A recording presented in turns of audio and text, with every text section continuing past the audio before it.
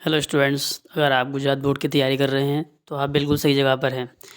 तो हमने chapter number 1 to 9 के जो डीओ के एमसीक्यूज़ थे पहले 100 में से, उनको हमने सॉल्व कर लिया है। और आज हम सॉल्व करने वाले हैं चैप्टर नंबर 10 के, जो कि बायोमोलिक्यूल है, उसके एमसीक्यूज़। तो सबसे पहला जो हमारा एमसीक्यू है इसमें, वो है question number 1। Which of the following polymer is stored in liver of animals. ठीक है, तो एनिमल्स के लीवर के अंदर इनमें से कौन सा स्टोर होता है। ठीक है, ये हमको यहाँ पे दिए हुए हैं कुछ। तो हम ऐसा बोल सकते हैं कि उस फूड का नाम बताओ जो एनिमल्स में स्टोर होता है, तो वो है हमारे अंदर ग्लाइकोजन। ठीक है, जैसे प्लांट के अंदर आप देखते हैं कि प्लांट के अंदर स्टार्च होता है, वैसे ही एनिमल्स के अंदर क्या होता है, ग्लाइकोजन होता है। तो इसका आंसर जो है हमारा डी ऑप्शन आ जाएगा। Now next question is question number 2। तो इसमें दिया है सुक्रोज इज डाइसेग्राइड। सुक्रोज जो है डाइसेग्राइड है, और इसमें क्या बोला, 1 molecule of sucrose on hydrolyse gives. तो ऐसा कहना चाह रहे हैं जैसे सुक्रोज है, और सुक्रोज का हम क्या करते हैं, हाइड्रोलाइसिस करते हैं। ठीक है, हाइड्रोलाइसिस को हम इस तरह से दिखा सकते हैं। तो सुक्रोज को तोड़ेंगे तो क्या बनेगा, तो ये हम बहुत बार पढ़ चुके हैं कि इसमें से हमारा बनेगा ग्लूकोज और फ्रुक्टोज। ठीक है, तो दोनों के एक एक मॉलिक्यूल बन जाएंगे, तो ग्लूकोज बनेगा और साथ में फ्रुक्टोज बनेगा। तो ऐसा ऑप्शन हमारे पास है, ऑप्शन नंबर ये रहा सी में। ठीक है, सी में हमारे पास दिया हुआ है ये 1 molecule of glucose plus 1 molecule of fructose. तो इसका आंसर आ जाएगा ऑप्शन नंबर सी। ठीक, now our next question is question number 3। In this question proteins are found to have 2 different types of secondary structures. तो ये कहना चाह रहा है कि प्रोटीन जो होती है उसमें 2 तरह के सेकेंडरी स्ट्रक्चर मिलते हैं। तो हमने पढ़ा था प्राइमरी, सेकेंडरी, टर्सरी और क्वाटरनरी।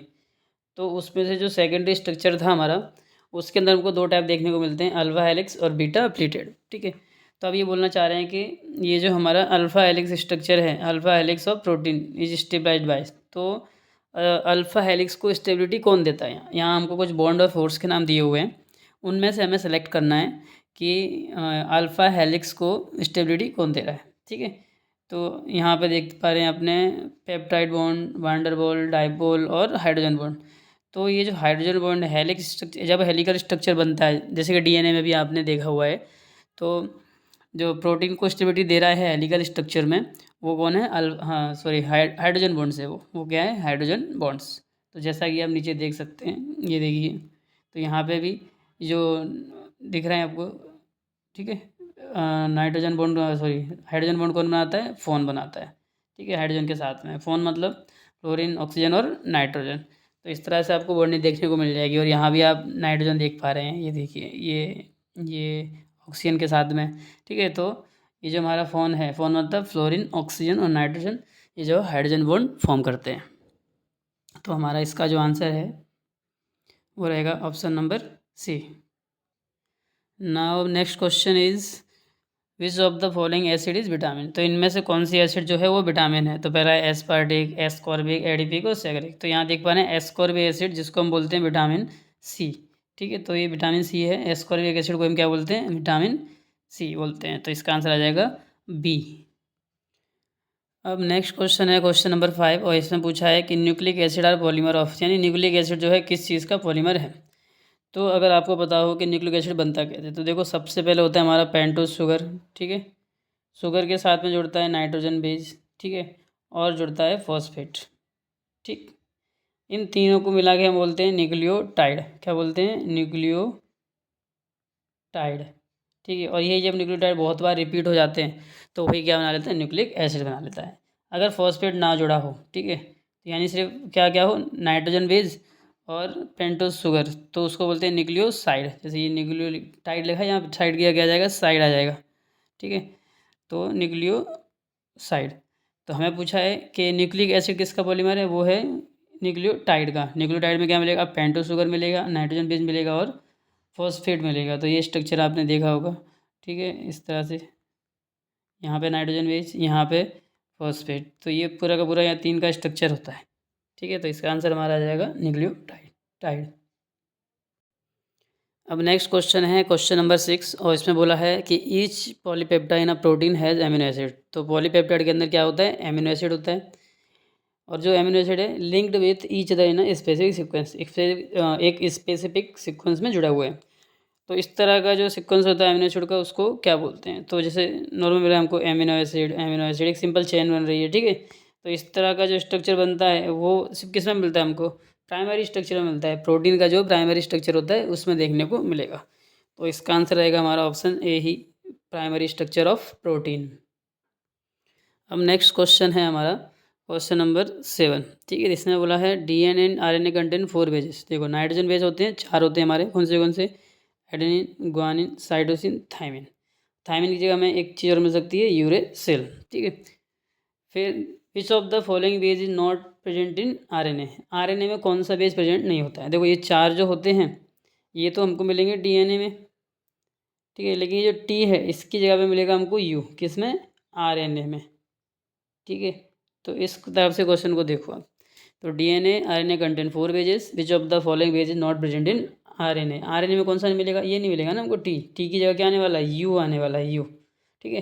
तो हमारा इसका आंसर हो जाएगा ये थाइमिन, ठीक है। तो थाइमिन जो है डीएनए में मिलेगा लेकिन आरएनए में नहीं मिलेगा। तो यहाँ क्वेश्चन ही पूछा है कि which of the following base is not present in RNA. तो आरएनए में हमको थाइमिन नहीं मिलेगा।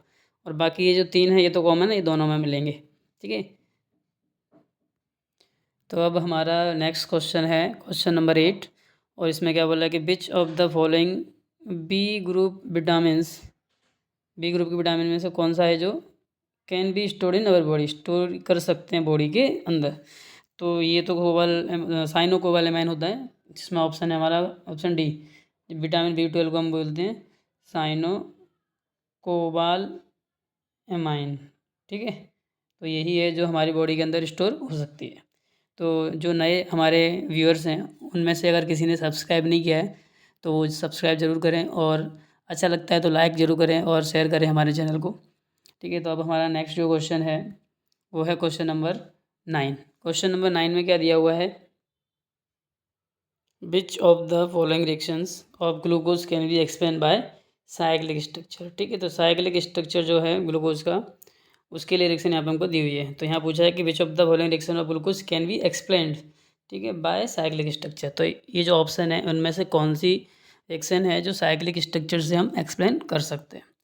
तो पहला है ग्लूकोज फॉर्म्स पेंटा एसीटेट, ठीक है भाई।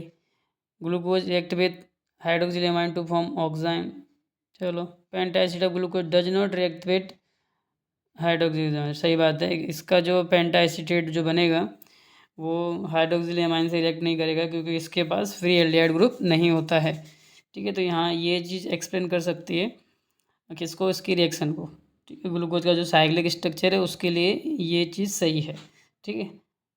तो यहाँ इसमें दिया हुआ है penta acetate of glucose does not react with hydroxyl amine, ठीक। तो यहाँ देखो आप देख सकते हो कि the penta acetate of glucose does not have free aldehyde group at C1, ठीक है। तो फ्री एल्डिहाइड ग्रुप नहीं होगा C1 पोजीशन पे, which is explain by the cyclic structure of glucose, ठीक है। साइक्लिक स्ट्रक्चर है तभी ऐसा हो रहा है, ठीक है। साइक्लिक स्ट्रक्चर की वजह से इसके पास C1 कार्बन पे फ्री एल्डिहाइड ग्रुप नहीं है, ठीक है। तो इसका जो आंसर होगा वो होगा ऑप्शन नंबर C। अब हमारा नेक्स्ट क्वेश्चन है क्वेश्चन नंबर 10, और इसमें पूछा है which of the following monosaccharide are present as 5 membered cyclic structure. तो जो साइकिल हमारी बनती है वो 5 कार्बन वाली बननी चाहिए, ऐसा कहना चाह रहे हैं इसमें। तो ऐसा किस में होता है, रिबोज में होता था हमारा, ठीक है, और फ्रुक्टोज में भी होता था। ग्लूकोज और गैलेक्टोज में तो 6 कार्बन की चेन थी, मतलब साइकिल थी, ठीक है। तो इसमें ऑप्शन A और C हमारा जो है सही आ जाएगा कि इसमें 5 कार्बन से बनी हुई साइकिल कौन सी थी, जिसको हम बोलते हैं फ्यूरेनोज भी बोलते हैं, ठीक है, फ्यूरेनोज। तो ये हमारा ऑप्शन नंबर 1 और 3 में, मतलब ऑप्शन A और C में दिया हुआ है राइबोज और फ्रुक्टोज के अंदर। तो अब हमारे जो 100 MCQ थे वो कंप्लीट हो चुके हैं, वो चैप्टर नंबर 1 से लेकर के 10 तक। तो जिन लोगों ने भी पुराने वीडियोस हमारे नहीं देखे हैं तो वो लोग ज़रूर देखें उनको, और जिन लोगों ने हमारे चैनल को अभी तक सब्सक्राइब नहीं किया है सब्सक्राइब जरूर करें। अच्छा लगा हो हमारा वीडियो तो लाइक और शेयर ज़रूर करें, ठीक है। तो अब हम लिबर्टी के क्वेश्चन सॉल्व करें या फिर क्वांटम के आगे के पेपर, तो वो आप लोग कमेंट करके मुझे बताइए कि कौन से पेपर पहले सॉल्व करने हैं, ठीक है। तो आज जो लोग जिसकी मतलब मेजोरिटी ज़्यादा होगी उस हिसाब से हम लोग आगे सॉल्व करेंगे, या तो लिबर्टी के सॉल्व करेंगे या तो हम क्वांटम पेपर के जो दूसरे सैम्पल पेपर्स हैं वो सॉल्व करेंगे। तो कमेंट में ज़रूर बताइएगा। तब तक के लिए गुड बाय।